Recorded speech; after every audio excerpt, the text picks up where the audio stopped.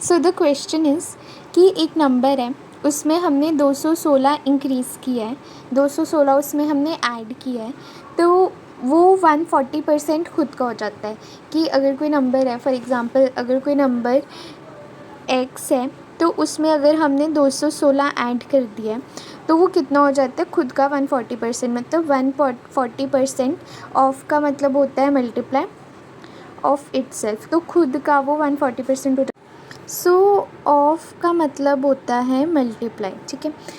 पर rather than doing this way एक easy way है, जिससे हमारे पास जब भी ऐसा क्वेश्चन होता है कि जब हमें रियल वैल्यूज़ दे रखी होती है कि 216 हमने इंक्रीज़ किया है, तो जब 216 इंक्रीज़ किया है तो हम इसकी रेशो में वैल्यू ढूंढकर कंपेयर कर फिर हम सॉल्यूशन निकाल सकते हैं।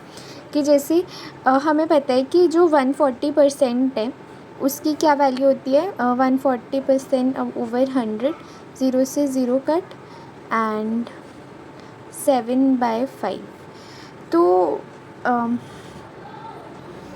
140% इज़ इक्वल टू 7/5।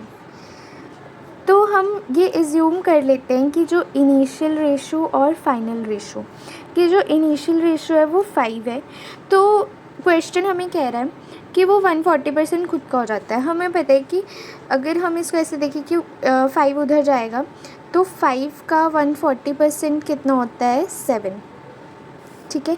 तो 140% हो जाता है तो 7 हो जाता है।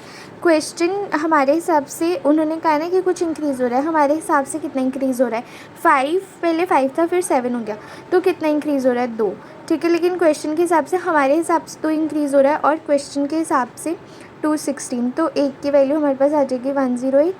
तो फिर ऐसे ही अगर एक की वैल्यू इतनी है तो अगर यहाँ पे 5 से मल्टीप्लाई हो रहा है तो यहाँ पे भी 5 से मल्टीप्लाई होगा, तो 5 की वैल्यू 540, क्योंकि हमारे हिसाब से तो नंबर ये है ना। सो हम 5 की वैल्यू निकालेंगे क्योंकि हमारे हिसाब से 5 नंबर था और उन्होंने हमसे यही पूछा कि व्हाट इज़ द नंबर, तो हम 5 की वैल्यू, तो आंसर इज़ ऑप्शन ए।